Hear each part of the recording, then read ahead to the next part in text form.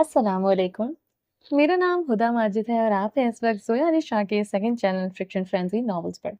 इश्क रुबान शाह बाय ज़ोया अली शाह की episode number 62 है। चलें स्टार्ट करते हैं।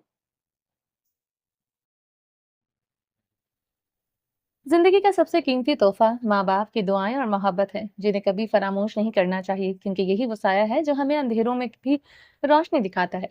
मीरब और शाह किचन से कॉफी लेकर अपने घर की खूबसूरत लॉन में टहलने और कॉफी एंजॉय करने के लिए आ चुके थे।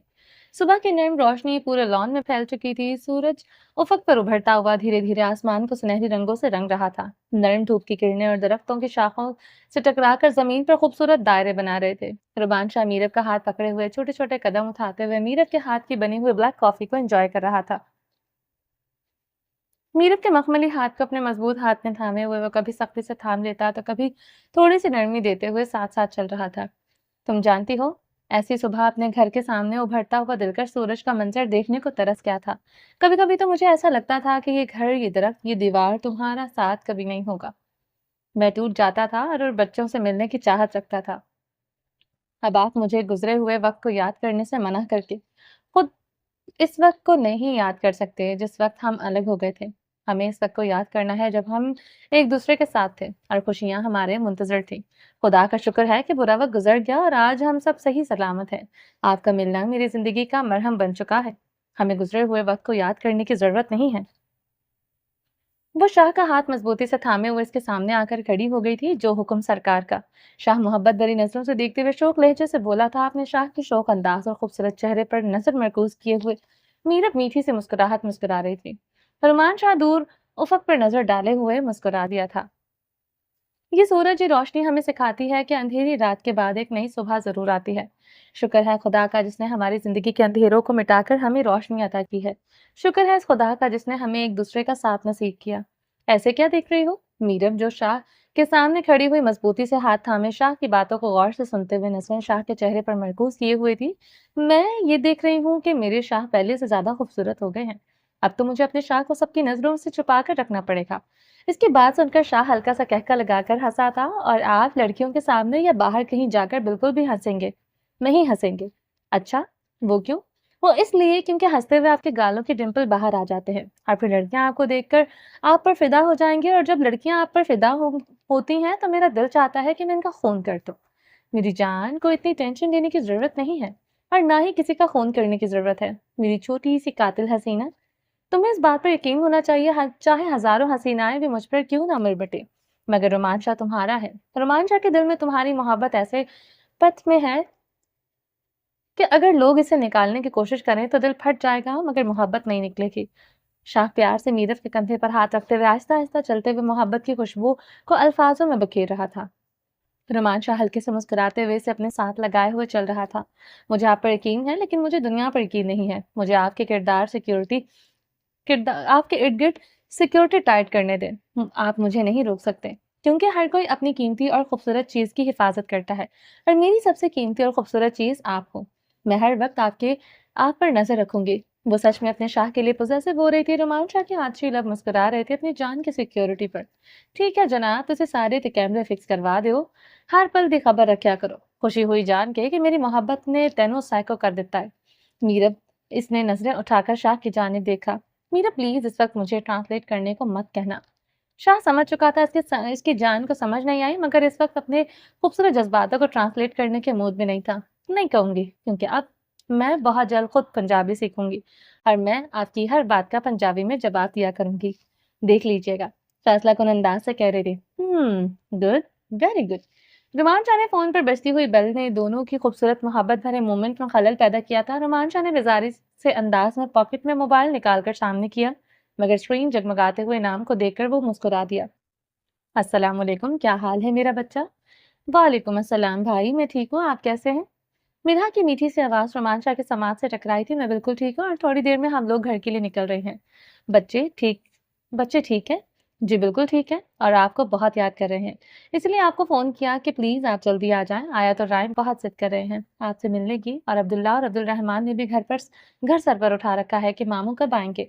इससे पहले कि मैं इन सब की पिटाई कर दूं, प्लीज आप वापस आ जाएं। नहीं नहीं मेरा बच्चा, पिटाई करने की जरूरत नहीं है, हम बस अभी निकल रहे हैं और 10 मिनट के अंदर आप लोगों के पास होंगे।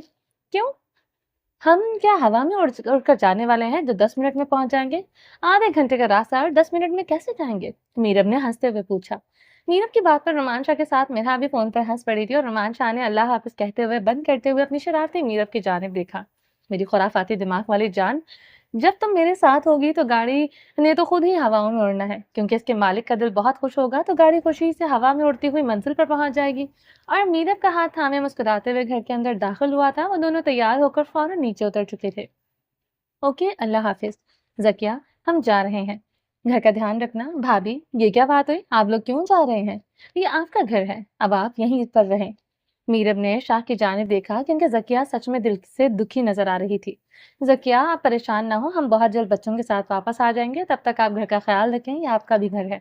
बस थोड़े से इश्यूज हैं, इनको सेट करने के लिए मेरा वहां पर होना जरूरी है। रुमान शाह का इशारा मिरहा की जानिब था, क्योंकि जब तक ये मिरहा और शाहमीर का रिश्ता ठीक नहीं हो जाना था, रुमान शाह वहीं पर रुकने का इरादा रखता था। उफ अल्लाह, आप फिर से जा रहे हैं? घर एक बार फिर से वीरान हो जाएगा। अली से रुमान शाह और मीरत की आवाज सुनकर किचन से भागते हुए बाहर आया। सुबह सुबह इसकी शक्ल देखकर मेरा दिमाग खराब हो जाना है। रुमान शाह दबित से अल्फाज में सरगोशी में बोलता मीरत से पहले घर से बाहर निकल गया था। अली से तुम्हें कहा है ना, सुबह सुबह रुमान भाई के सामने मत आना। तुम अपनी हरकतों से बाज क्यों नहीं आते? जकिया ने उसे डांट दिया था। ओफो, सुबह सुबह अगर ये लोग जाने की तैयारी न करते तो मैं सामने ना आता। अब मीरा भाभी जा रही हैं, क्या मैं इनको अलविदा भी नहीं कर सकता? वो जनाना स्टाइल में हाथ उठाकर बोल रहा था। और वैसे भी इन्हें पता है कि वो बहुत खूबसूरत है, इसलिए वो गुस्सा करते हैं, और गुस्से में तो वो और भी कयामत ढाते हैं। अलीज़े ने अपने दिल की बात कही थी। अलीज़े दिल से रुमान शाह पर फिदा हो चुका था। अलीज़े की इस बात पर अलीज़े के साथ हमदर्दी करने वाली मीरब ने इसे घूर कर देखा था। इससे पहले कि वो गुस्से से अलीज़े का सर फाड़ देती, वो जकिया को अल्लाह हाफिज कहते हुए जल्दी से घर से बाहर निकल आई थी। गाड़ी में बैठकर इसका शहजादा इसका इंतजार कर रहा था। कोई सिर्फ शाह पर नजर रखे, ये मीरब बिल्कुल भी बर्दाश्त नहीं कर सकती थी। शाह के चेहरे पर सख्त तासुरात मौजूद थे, माथे पर बल पड़ रहे थे। मतलब शाह को अभी भी अलीज़े की शक्ल देखकर जो गुस्सा चढ़ा था वो उतरा नहीं था। मीरब जल्दी से गाड़ी में बैठते दरवाजा बंद कर चुकी थी। शाह, चेहरा सीधा करें, वरना आप जल्दी बूढ़े हो जाएंगे। जितना भी बूढ़ा हो जाऊं, तुम्हारे हवासों पर और तुम पर पूरा हक रखने की सलाहियत रखता हूँ। कोई भी तुम्हारी तरफ देखेगा तो आंखें नोच डालूंगा। शाह का इशारा अलीज़े की तरफ था। मीरब कुछ भी बोलकर शाह के गुस्से को तैश नहीं दिलाना चाहती थी, इसलिए गुस्सा ठंडा करने के पास इसके पास बेहतरीन हल था। शाह के कंधे पर सर रखते हुए इस हाथ इसके मजबूत सीने पर रखकर आंखें बंद कर गई थी। रुमान शाह अच्छी तरह से जानता था कि वो क्या करने की कोशिश कर रही है। इसके आछी लब मूंछों तले मुस्कुरा दिए थे। गाड़ी स्टार्ट करते हुए मेन गेट को पार कर चुकी थी। गाड़ी जैसे ही गेट से बाहर निकली, रुमान शाह के अपने घर की हदूद के पास थोड़ी सी खाली और सुनसान जगह थी। इस मौके का पूरा फायदा उठाते हुए शाह एक हाथ स्टीयरिंग पर रखे, दूसरा मीरब के सर पर रखे हुए उसके सर को पीछे की जानिब करते अपनी आछी लबों में इसकी मखमली पंखुड़ियों को कैद कर गया था। मीरब को बिल्कुल अंदाजा नहीं था कि रुमान शाह ऐसा भी कुछ कर सकता है। कितना बेशरम है, कम से कम सड़क का तो ख्याल कर ले। मीरब शर्म से लाल पड़ते हुए बोली थी। इर्द गिर्द देखो, बिल्कुल परफेक्ट जगह पर आकर मैंने अपने जज्बातों के से पहरे हटाए हैं। शाह ने मीरब को चारों तरफ नजर डालने को कहा। सच में ये सुनसान सी जगह थी। फिर भी सड़क पर कौन करता है? मीरब ने पूछा। मैं करता हूँ। दूसरी बात मेरी जान, ये करने के लिए मुझे तुमने उकसाया है। किसने कहा है कि इस अलीज़े से मेरा गुस्सा हटाने के लिए मेरे इतने करीब होकर बैठो? और इतना करीब होकर तुम्हें लगता है कि रुमान शाह खुद पर कंट्रोल रखेगा? तो ये तुम्हारी गलती है। शाह कितने चालाक हैं आप, आपको हर चीज समझ में आती है। आपको पता था कि मैं इसलिए कर रही थी। वो तजस्सुस से पूछ बोली। मेरी जान, जहां पर तुम्हारी सोच खत्म होती है, रोमांचा की सोच वहां से शुरू होती है। वो सामने सड़क पर नजरें जमाए स्टीयरिंग पर गिरफ्त बनाए हुए था। मीरब शाह की जहानत पर सर हिलाते हुए मुस्कुरा दी थी। रोमांचा और मीरब जैसे ही घर में दाखिल हुए, डाइनिंग रूम में मोहब्बत और सुकून का मंजर इनका मुंतजर था। मेज के मरकज में खूबसूरत फूलों का गुलदस्ता रखा था, जो मिन्हा ने अपने बागीचे से ताज़ा फूल तोड़कर खुद सजाया था, जिससे डाइनिंग रूम में ताजगी और खुशबू बिखरी हुई थी। मेज पर मुख्तलिफ किस्म के लजीज खाने तरतीब से रखे थे। मिन्हा ने अपने भाई के फेवरेट आलू के पराठे भी खास तौर पर बनाए थे और साथ में मटके की लस्सी भी रखी थी, क्योंकि रुमान चक्कर से देसी नाश्ता बहुत पसंद था। बच्चों की पसंद का ख्याल रखते हुए फल, जूस और दीगर हल्की फुल्की चीजें भी मेज का हिस्सा थे। मिन्हा मुस्कुराते हुए अपने भाई का इंतजार करते हुए एक बार फिर से मेज के करीब खड़ी अशिया को आखिरी बार तरतीब दे रही थी। बाकी सब भी टेबल पर बड़ी बेकरारी से इनके आने का इंतजार कर रहे थे। ज़ह-नसीब, आप दोनों का दिल वापस आने को पड़ा।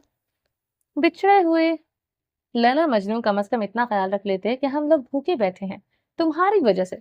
शाहमीना ने देखते ही टेबल पर बैठते हुए दांत निकालते हुए कहा था, बगैर इस बात का लिहाज किए कि लैला इसने अपनी सगी बहन है। शट अप, मुंह खोलने से पहले थोड़ा सोच लिया कर। रोमान शाह ने बिला झिझक आंखें दिखाते हुए कुर्सी पर बैठते हुए कहा, बाबा आप कहाँ चले गए थे? हमने आपको बहुत मिस किया। आया जल्दी से अपनी जगह से उठकर अपने बाबा की टांगों से लिपट गई थी। शाह ने मोहब्बत से इसे गोद में उठाकर उसके मासूम चेहरे को देखा और प्यार किया। मेरी जान, हम अपने घर गए थे ताकि ये देखें कि सब कुछ ठीक है और हमारी बेटी के लिए कहीं कोई कमी तो नहीं है। अगर कोई कमी होती तो हम इसे दूर कर देते। शाह अपनी बेटी आयत को इस बात का असल सबब नहीं बता सकता था, इसलिए इसने इसको बहलाने के लिए प्यारी बात कही थी। तो क्या आप लोग मेरे लिए कुछ भी नहीं देखने गए थे? आप लोगों को मेरी फिक्र नहीं थी? रायन ने नाराज सा चेहरा बनाते हुए अपने बाबा से पूछा था और फिर अपनी माँ के साथ लिपट गया था। वो थोड़ा सा जलीसी महसूस कर रहा था। हम आप दोनों के लिए घर को देखने गए थे, मेरे जलीसी मुर्गे। रुमान शाह ने मुस्कुराते हुए रायन के सर पर हाथ रखते हुए इसके बालों को बखेर कर अपने साथ लगा लिया था। बस इतनी सी बात पर रायन खुश हो गया था और मुस्कुराकर अपने बाबा से मिलते हुए वापस अपनी जगह पर बैठ चुका था। रुमान शाह ने आयत को नरमी से इसकी जगह पर बिठाते हुए अपनी सीट संभाली थी, जबकि मीरब भी शाह के साथ वाली कुर्सी पर बैठ चुकी थी। चलो भाई, अब जल्दी से नाश्ता शुरू करो, इंतजार नहीं हो रहा, बहुत भूख लगी है।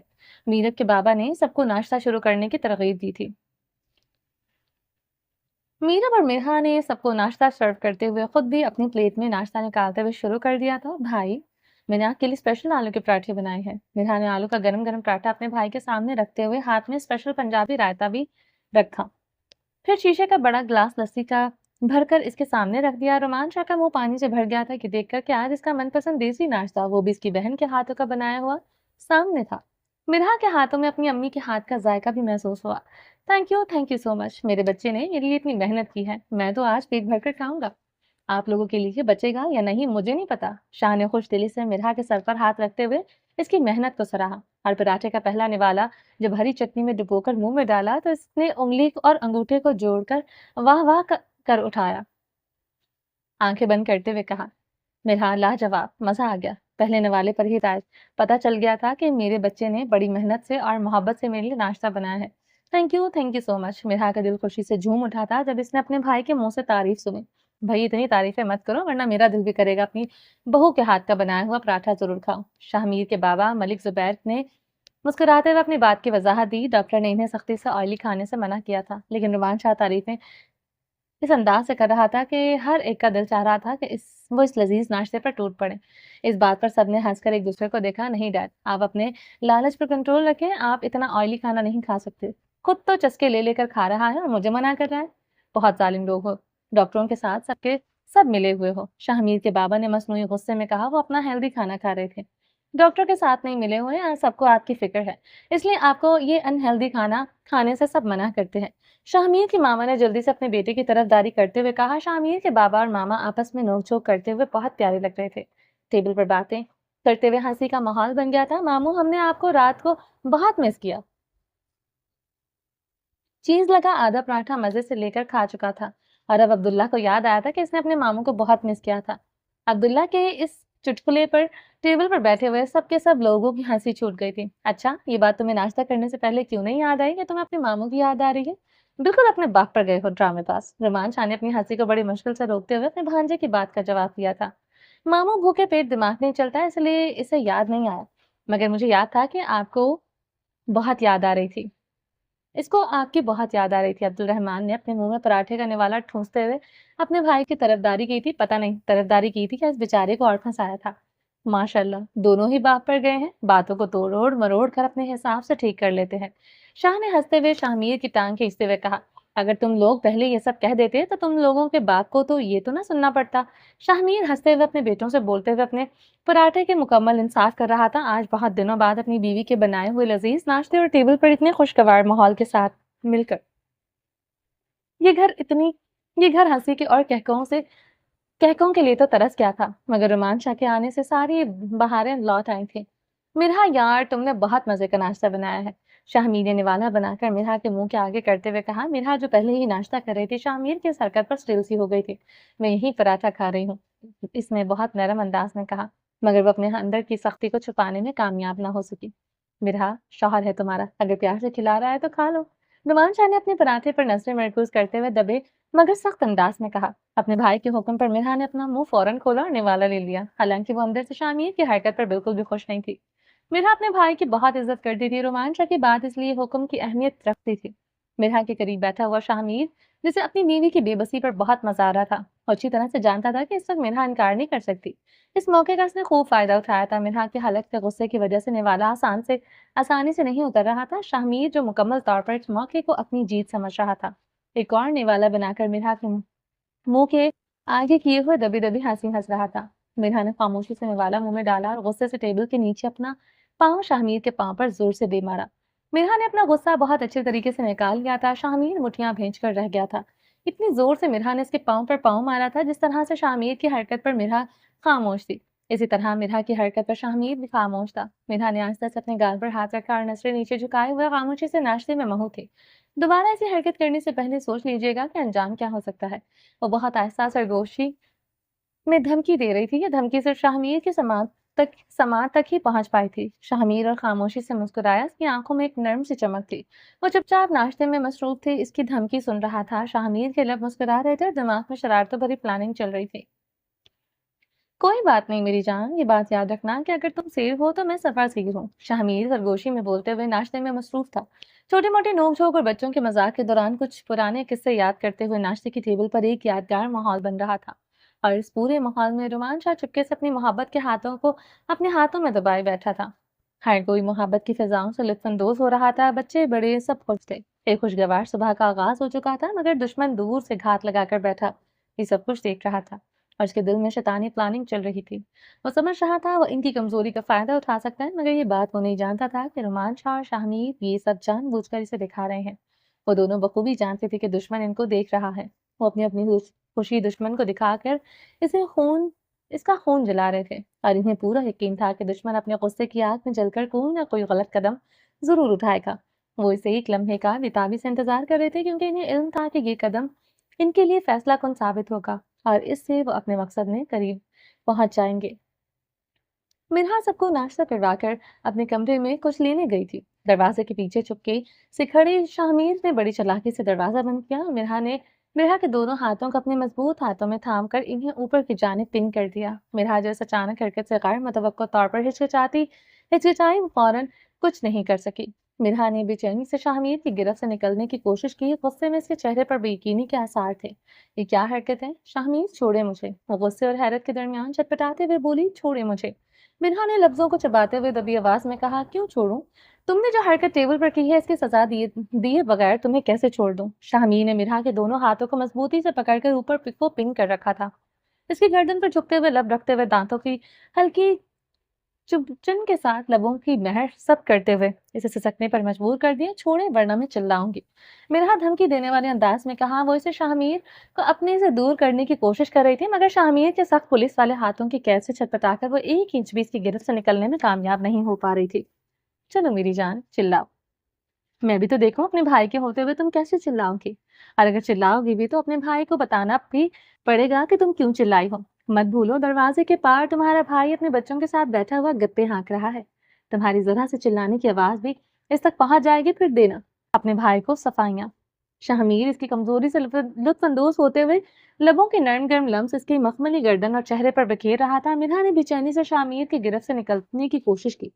गुस्से में इसके चेहरे पर बेयकीनी के आसार थे। आप पहले भी बेशर्म थे, अब भी बेशर्म हैं। प्लीज मुझे जाने दे। भाई बाहर बैठे हैं, क्या सोचेंगे? इसकी नजरें गुस्से से भर गई थी। वो शाहमीर से किसी भी तरह से दूर होना चाहती थी। मिरहा, तुम्हारी नाराजगी मुझे तकलीफ देती है, प्लीज यार। सब कुछ ठीक हो रहा है तो हमारा नाश्ता क्यों नहीं हो सकता? शाहमीर ने नर्म लहजे में कहा। मिर्जा ने दर्द ज़दा नजरों से शाहमीर की जानिब देखा। हमारा रिश्ता इसलिए ठीक नहीं हो सकता क्योंकि आपने मुझसे ज्यादा प्यार किया है। जितनी मोहब्बत की, इसमें बेवफाई की जगह नहीं है। ये बात मैं आपको हजारों बार बता चुकी हूँ।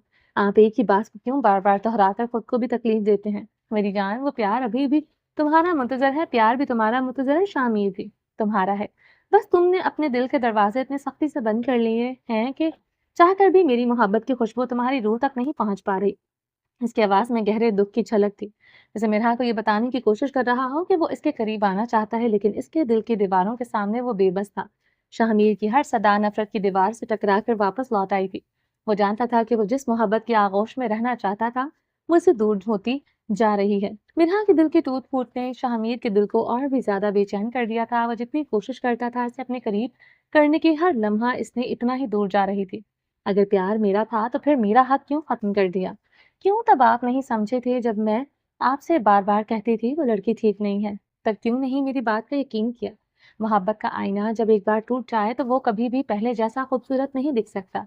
शायद मैं अक्लमंद नहीं हूँ, इसलिए अपने दर्द को भी कभी किसी को समझा नहीं पाई।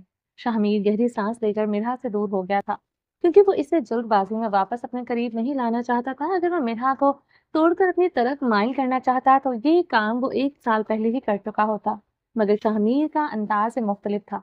वो मिरहा को मोहब्बत और यकीन से वापस अपना बनाना चाहता था। वो ऐसे भी शाहमीर मलिक था, और इसके लिए मोहब्बत के असूल हमेशा मुख्तलिफ और मुनफरिद रहे थे। और शाहमीर की गिरफ्त से आजाद होते ही फौरन से रूम से निकल गई थी, और शाहमीर ने अपनी मोहब्बत के असूलों को याद करते हुए सोचा कि जिसने कभी मोहब्बत का यकीन और मान देखकर इसे अपना बनाया था, आज कैसे वो इसको तोड़कर लफ्जों की मार से अपने करीब कर सकता था। मिर्हा के दूर होने के बाद शाहमीर गहरी सांस लेकर कुछ देर रूम में खड़ा सोचता रहा, फिर दरवाजा खोलकर इसके पीछे निकल आया। दोनों बाहर आकर टीवी लाउंज में सबके साथ बैठ गए थे। बज़ाहिर दोनों नॉर्मल नजर आ रहे थे, लेकिन रोमांचा की तिरछी नजरें इनके चेहरों पर बेचैनी के आसार देख रही थी। रोमांचा एक बहुत समझदार शख्स था और अपनों के चेहरों को पढ़ने में वो महारत रखता था। इसने गहरी सांस लेते हुए दिल में दुआ की, ए अल्लाह, इनके बीच नफरत की आग को ठंडा कर दे। ए अल्लाह, इनकी जिंदगी को सुकून दे। वो दिल ही दिल में खुदा से ये सब कुछ मांग रहा था। दिल में आमीन कहते हुए वो फिर से मीरब के बाबा के साथ बातें करने में मशगूल हो गया था। रोमांचा मीरब के पीछे पीछे रूम में आकर खड़ा था। इसे मीरब से इजाजत दरकार थी। आज रात वो अपने यारों के साथ पार्टी का इरादा रखता था। शाहमीर और रोमांचा दोनों खसूसी मदऊ थे। कराची के साहिल समंदर पर एक खास पार्टी का इंतजाम था, मगर जाने शाह को छोड़कर जाने को भी दिल नहीं कर रहा था, और यारों के साथ वक्त गुजारने की ख्वाहिश भी शिद्दत से महसूस हो रही थी। रोमांचा इस वक्त कश्मकश का शिकार था, दिल की हालत भी गायब थी। ऐसे क्या देख रही हैं? मेरी फिक्र करने की कोई जरूरत नहीं है, आप चाहें। शाहजेब भाई, अहमद भाई और आसिम भाई आपका इंतजार कर रहे हैं।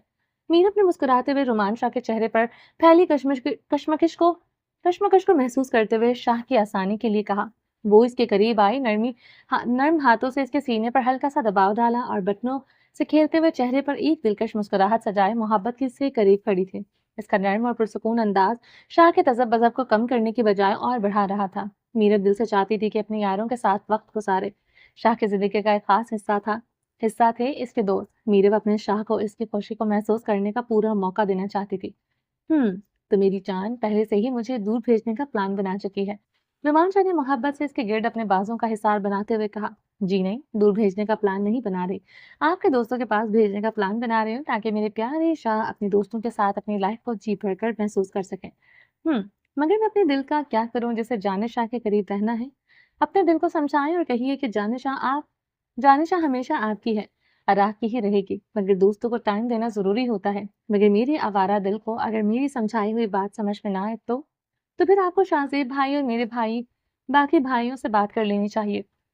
आपके दिमाग पर चढ़े हुए मोहब्बत के नशे को उतार देंगे अपनी बातों से। मीरब ने शरारती नजरों से शाह को देखते हुए दांत निकालकर हंसते हुए कहा, अच्छा तो मुझे अपने भाइयों की धमकी दे रही हो? जी नहीं, आपको बता रही हूँ कि अगर आप टाइम से नहीं पहुंचे तो आपके दोस्त आपका क्या हश्र करेंगे। मेरी जान मत कूदो, मैं अकेला इन सब पर भारी हूँ। जानती हूँ मेरे शाह सब पर भारी हैं, मगर अपने दोस्तों से कितनी मोहब्बत करते हैं ये बात मैं अच्छी तरह से जानती हूँ। एक तरह से मेरी सौतन है आपके सब दोस्त, मगर आपको मैं खुद ही इजाज़त दे रही हूँ कि आप चाहें तो सुनहरी मौका का फ़ायदा उठाएँ। रोज़-रोज़ ऐसे मौके नहीं दूँगी। ये ऑफ़र महदूद मुद्दत के लिए है। ठीक है, अगर तुम्हारी ऑफ़र महदूद मुद्दत के लिए है, तो फिर तुम मुझसे इससे भरपूर फ़ायदा उठाना चाहिए। बताओ, मैं क्या पहन कर जाऊँ?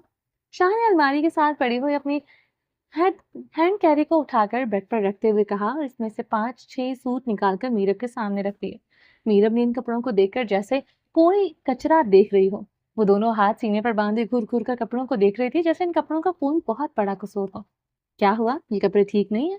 शाह ने थोड़ा सा कंफ्यूज होकर पूछा। मीरब ने एक जोरदार सांस ली। आप इनमें से कोई भी कपड़े नहीं पहनेंगे, बल्कि आपने जो कपड़े पहन रखे हैं ये भी आपको नहीं पहनने की इजाजत नहीं है। वो बेख्तियार और बगैर सोचे बोल रही थी।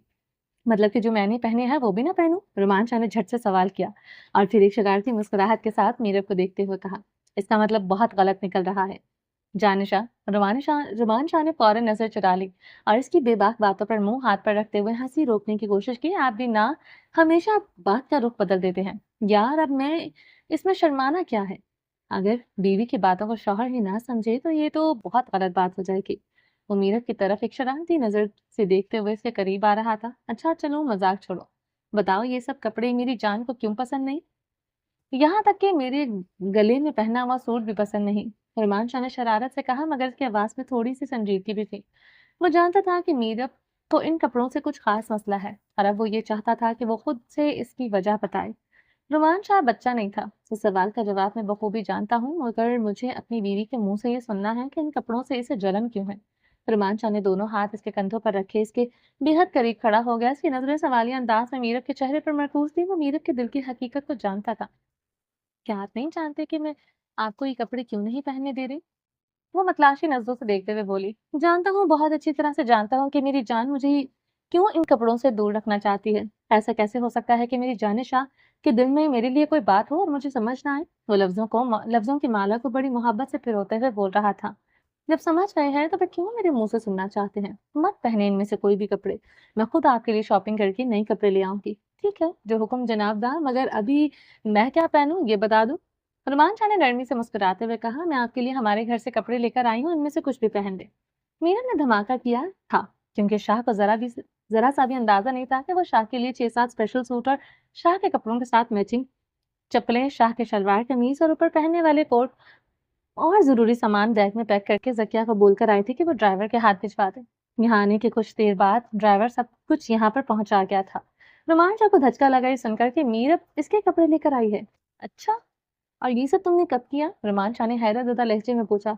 तब जब आप जरूरी कॉल सुनने के लिए रूम से बाहर गए थे। Very good. तो ठीक है, फिर हम ये कपड़े नहीं पहनते। मेरी जान जो बोलेगी रोमांचा वही पहनेगा। रोमांचा अपनी बीवी की जहानत पर बहुत मुतासिर हुआ था। आपके कपड़े मैं भी अभी प्रेस कर देती हूँ। वो मुस्कुराते हुए चहक कर बोली। वो अपनी लाए हुए कपड़ों में से अपनी पसंद का एक ब्लैक कलर का सूट और सेम कलर का सूट अलमारी से निकालते हुए प्रेसिंग के लिए जाते जाते पलटकर शाह को देखने लगी। शाह, ये कपड़े मैं किसी को दे दूं? इसका इशारा बेड पर रखे हुए कपड़ों के जाने था। शाह के लब हल्का सा मुस्कुरा दिया। दे दो। जो चीज मेरी जान को तकलीफ पहुंचाए से मेरे करीब रहने का कोई हक नहीं। आहिस्ता आहिस्ता चलते हुए इसके करीब जा खड़ा हुआ था। शाह, इसका हरगिज ये मतलब नहीं कि मैं आप पर शक कर रही हूँ या मेरा कोई गलत नजरिया है। वो अपनी सफाइयां बयान करते हुए आहिस्ता आहिस्ता बोल रही थी, तुम्हें मुझे सफाइयां देने की जरूरत नहीं है, तुम्हारा मुझ पर हक है जैसे मेरा तुम पर। जहां पर हक होता है वहां मोहब्बत होती है और सफाइयां और दलीलों की जरूरत नहीं होती। मैं अच्छी तरह से जानता हूँ कि तुम ये कपड़े मुझे इसलिए नहीं पहनने दे रही कि इनको इशाल ने छुआ है, मगर जब कपड़े धुलने जाते थे इस वक्त, या वो उठाकर जब तुम रूम तक ले आती थी, इस वक्त हाथ लगाने से मैं नहीं रोक सकता। ये मेरी मजबूरी थी। शाह, आपको भी सफाई देने की जरूरत नहीं है। बस मैं नहीं बर्दाश्त कर सकती कि वो मेरे शाह के कपड़ों को भी हाथ लगाती थी, और ये कपड़े इसी के खरीदे हुए हैं। आप ये मत पहने। आप मेरे हैं और ये कपड़े हर वक्त मुझे शाल की याद दिलाएंगे। हर वक्त मुझे एहसास दिलाएंगे कि 1 साल तक मेरे शाह इसके पास थे। ये सोचकर मुझे बहुत तकलीफ होती है, मगर इसमें कहीं भी शक शामिल नहीं है। बातें करते हुए मीरब के दिल का दर्द इसके चेहरे पर वाज़ेह दिखाई दे रहा था। नहीं पहनूंगा, जो भी करना है तो मैं इनका कर लो। तुम्हें इनका कर लो। मुझे मेरे कपड़े प्रेस करके दो। प्रेस परेशान होने की ज़रूरत नहीं है। तो रोमांच ते जान है मेरा, तेरा मेरे ते पूरा हक है। वज़ाहतां देन दी ज़रूरत नहीं। पूरे हक नाल मेरे दिल ते हुकूमत कर। रोमांच पंजाबी में बोल रहा था। मीरब ने ट्रांसलेट करने को नहीं कहा था। इतना तो वो समझ रही थी कि कोई बहुत ही गहरे जज्बात से भरपूर बात वो कर रहा है। मीरब नरमी से शाह के सीने में सर छुपाए हुए पुरसकून सी हो गई थी, जैसे हर गम से आज़ादी मिल गई हो। साहिल समंदर पर ठंडी हवाएं चल रही थी और आज जरूरत से ज्यादा सर्दी महसूस हो रही थी। आमतौर पर कराची का मौसम इतना ठंडा नहीं होता था, मगर दिसंबर, जनवरी और फरवरी में यहाँ की रातें खासी सर्द हो जाती थी। ताहम आज इन दोस्तों ने समंदर के किनारे नाइट पार्टी करने का फैसला किया था। फ्रें- फ्रेंच फ्रेंच बीच की ठंडी हवाएं अहमद अलवी और आसिम शाह के चेहरों को छू रही थी, जबकि डॉक्टर शाहजेब खान की नजरें मुसलसल सड़क पर जमी हुई थी। शान का मंजर निहायत दिलकश था। रेत सुनहरी रंग में चमक रही थी और समंदर की लहरें जैसे इनकी बेसब्री का मजाक उड़ा रही थी। यार, ये रुमान और एसीपी शामिर आखिर अपनी बीवियों के पल्लू से कब निकलेंगे? दिल तो चाहता है कि खुद जाकर घसीट कर ले आए। डॉक्टर शाहजेब ने झुंझलाहट से कहा। बीच का माहौल तो ऐसा है कि इनको लगेगा कि यहाँ हमारे साथ नहीं, इनको अपनी बीवियों के साथ होना चाहिए। आसिम शाह ने हल्की हंसी के साथ जवाब दिया, तुम कुछ अच्छा नहीं बोल सकते? ये इंतजाम हमने इन रोमांटिक डेट के लिए नहीं किया। अहमद ने कहा जाने वाली नजरों से आसिम शाह को देखा था, देख लेना। यहाँ पर आते ही सबसे पहले इनके दिमाग में यही बात आएगी। यहाँ की सुकून बख्श फिजा, बोन फायर का दहकता हुआ मंजर और शाम की रोशनी, सब कुछ इनको यह एहसास दिलाएगा कि इनकी बीवियों को इनके साथ होना चाहिए। आसिम ने दांत निकालते हुए जोक मारा। आसिम शाह, अगर तुमने अपना मुंह बंद ना किया तो कुछ देर बाद तुम्हारे मुंह में तुम्हारे दांत नहीं होंगे, तुम्हारी इस बात का पता है? शाहजेब ने पलटकर देखते हुए कहा। मैं तो सिर्फ इनके दिल के हालात तुम लोगों को बता रहा था। आसिम चुप होने से पहले भी इतना सा बोले बिना रह नहीं सका। बस दुआ करो दोनों कमीने जल्दी पहुंचे। शाहजेब ने बड़ी बेचैनी से कहा। यहाँ की खूबसूरती इनके इंतजार की शिद्दत को कम नहीं कर पा रही थी। अहमद अलवी डॉक्टर शाहजेब बड़ी बेचैनी से सड़क की जानिब देख रहे थे। फ्रेंच बीच की नर्म रेत पर सर्द हवा के झोंके ठंडक का पैगाम लाए थे।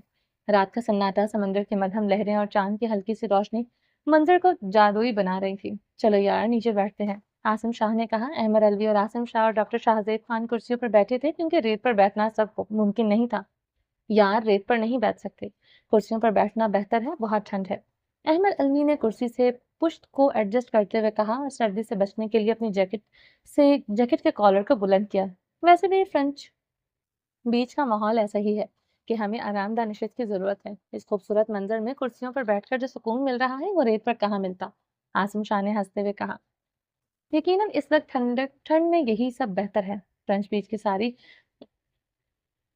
सारी खूबसूरती हमारे इर्द गिर्द फैली हुई है और ये सुकून हमें कहीं और नहीं मिल सकता। डॉक्टर शाहजेब ने सर को हिलाया और गहरी सांस लेते हुए कहा। फ्रेंच बीच का ये मंजर खूब एक ख्वाब की तरह है। इन कुर्सियों पर बैठकर वो बेहद बेसब्री से रोमांच और शाहमीर का इंतजार कर रहे थे। आखिरकार इंतजार की घड़ियां खत्म हुई। रोमांच और मीरत की गाड़ी आकर रुकी और सबकी नजरें इनकी तरफ मरकूज हो गई। इनकी आमद के साथ ही फिजा में एक ताजगी आ गई थी। ब्लैक कलर की चमचमाती हुई गाड़ी से रोमांच और शाहमीर एक साथ उतरे और तेज कदमों से इनकी जानिब बढ़ने लगे। फौरन महाल में खुशगवार सी लहर दौड़ गई थी जैसे ही दोनों की आमद हुई। शुक्र है यार तुम लोग पहुंच गए, हमें तो लग रहा था कि आज हमें बगैर पार्टी के ही घर जाना पड़ेगा। अहमद ने मुस्कुराते हुए कहा। इनकी आवाज में मजाक और खुशी की झलक थी। क्या बात है, क्या भाभीियों ने बर्तन वगैरह सफाई करवा के इजाजत दी है पार्टी की? अहमद ने मजाक करते हुए पूछा। हाँ भाई, मैं तो घर से सारा काम करके आया हूँ, इसके बाद ही इजाजत मिली है पार्टी की। रमान शाह ने एक तरफ से हंसते हुए आंख दिखाते हुए कहा। मेरे साथ खुद यही सलूक होता है, इसलिए मैंने सोचा कि तुम लोगों के साथ भी यही सलूक होगा। अहमद ने दांत निकालते हुए वजाहत दी। तनु तो मुस्कुराते तन तीनों ने मुस्कुराते चेहरे से शाहमीर और रुमान शाह का पुरजोश अंदाज से इस्तकबाल किया। हाथ मिलाया, गले लगाया, सब बारी बारी एक दूसरे के हाथ मिलाते हुए पुरजोश अंदाज में गले लग रहे थे।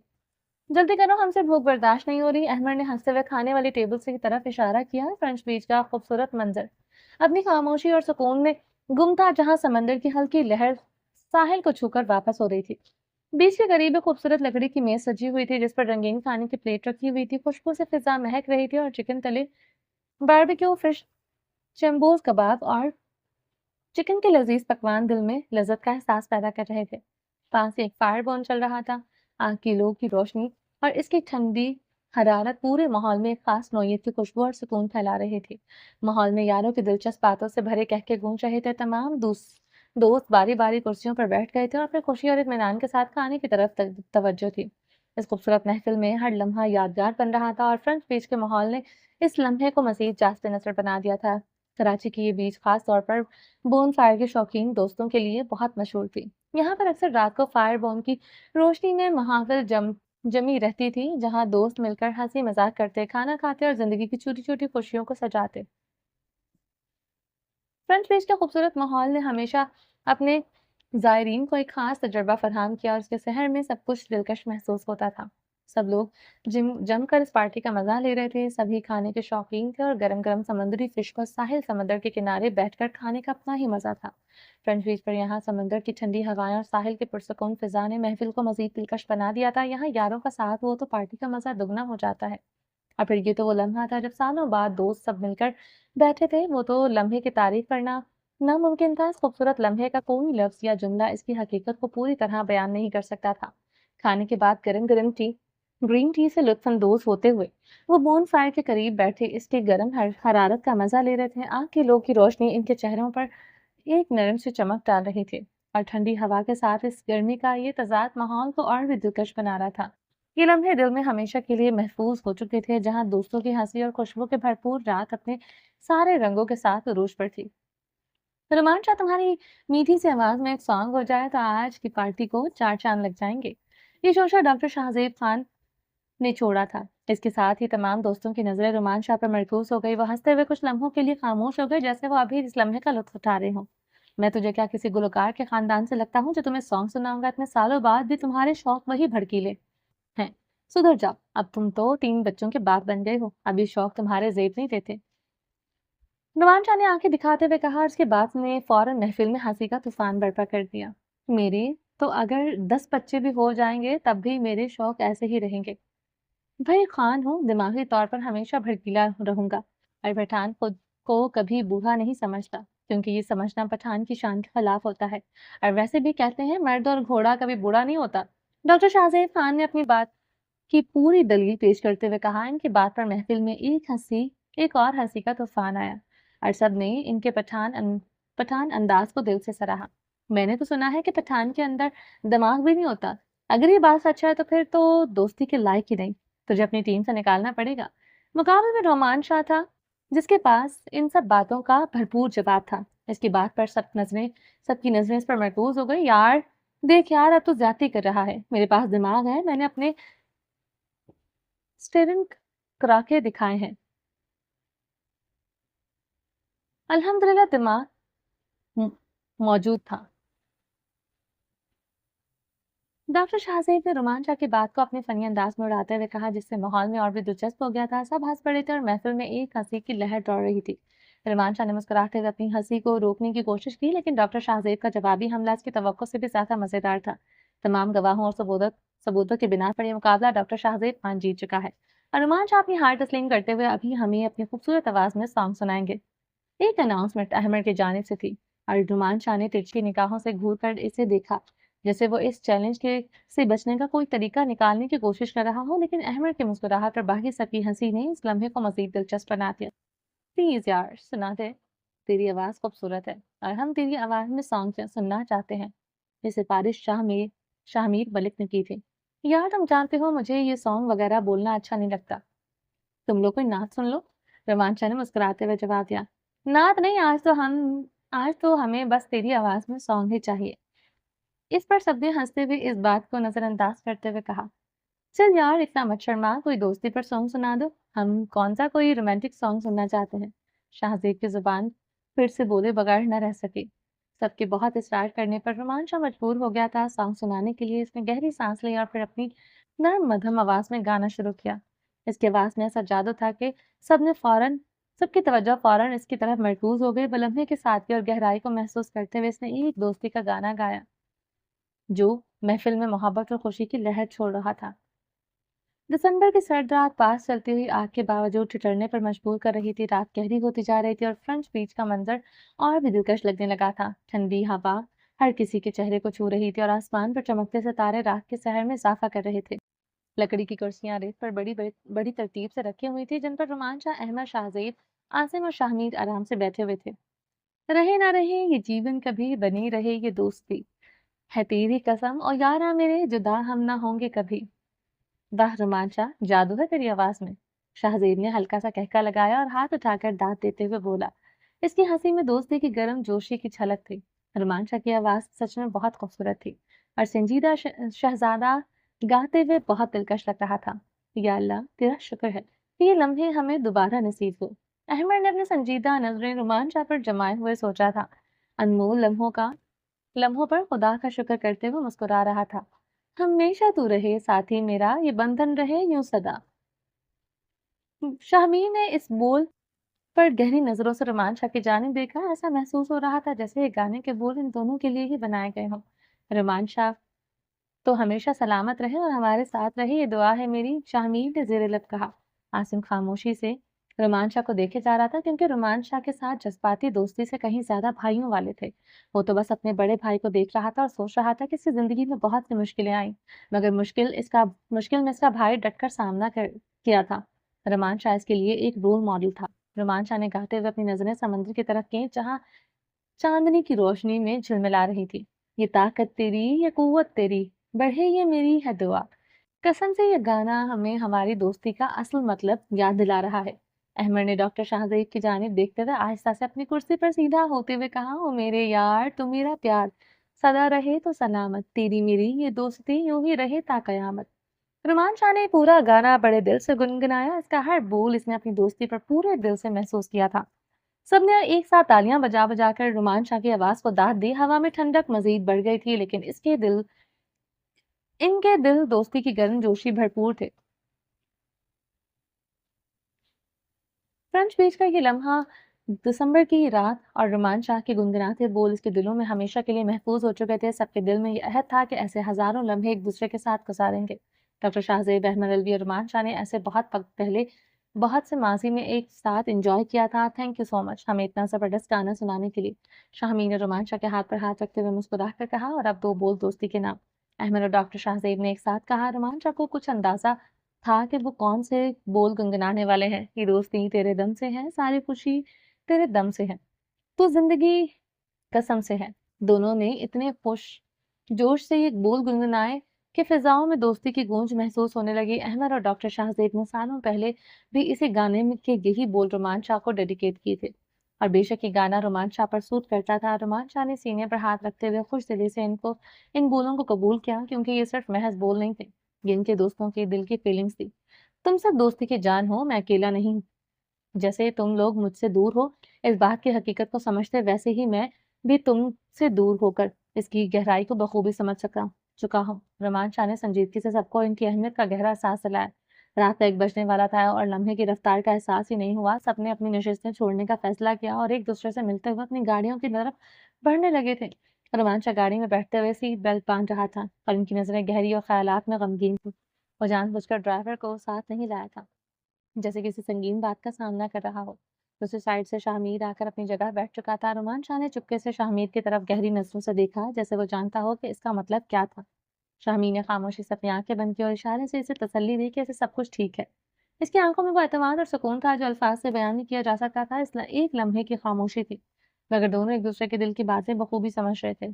दोनों ने एक दूसरे से बात करने के से इज्तनाब किया, क्योंकि गाड़ी में लगी हुई जदीद डिवाइस का इन्हें बखूबी अंदाजा था। वो अच्छी तरह से जानते थे कि दुश्मन बहुत चालाक है। दुश्मन इन पर कड़ी नजरें गाड़े हुए था। गाड़ी में नस्ब कैमरों और माइक्रोफोन्स के जरिए दुश्मन इनकी हरकत पर नजर रखे हुए था। जदीद टेक्नोलॉजी के इस्तेमाल का कमाल ये था कि दुश्मन सिर्फ इनकी बातों से नहीं, बल्कि इनके चेहरों के तासुरात, जिस्मानी हरकत और हत्ता के सांसों तक को भी ट्रैक कर रहा था। गाड़ी में लगी ये डिवाइस इतनी हसास थी कि जैसे ही रोमान शाह या शामिर कोई भी अहम बात करने वाले थे, दुश्मन फौरन उनके इशारों को और आवाजों का तजजिया कर सकता था। रोमान शाह और शामिर दोनों का दिल तेजी से धड़क रहा था, लेकिन दोनों शेर की हकीकत को अच्छी तरह से जानते थे कि दुश्मन इनके हर कदम की निगरानी कर रहा है। दुश्मन को ये लग रहा था कि वो बेखबरी में है, मगर दोनों मुकम्मल तौर पर तैयार थे। वो जानते थे कि इस वक्त खामोशी और संजीदगी में ही ताकत है। इस बार वो खामोशी से दुश्मन पर वार करने का इरादा रखते थे। गाड़ी में गहरा सन्नाटा था, लेकिन ये सन्नाटा दुश्मन के लिए मौत की घंटी था। दोनों का जहन एक ही सवाल पर मरकूज था। दोनों खामोश थे, लेकिन रास्ता तय करते हुए कभी कभार इधर उधर बेहद बेमकसद बातें कर रहे थे, जिनका दुश्मन से कोई ताल्लुक नहीं था। ये फजूल गुफ्तगू दरअसल इनकी चालाकी का हिस्सा थी, ताकि दुश्मन को लगे कि वो गाफिल हैं। दोनों जानते हैं कि हर लफ्ज, हर हरकत दुश्मन की निगरानी में है, इसलिए बेफिक्री के साथ गुफ्तगू करते हुए इन्होंने मंजिल तक का सफर करने का इरादा रखा था।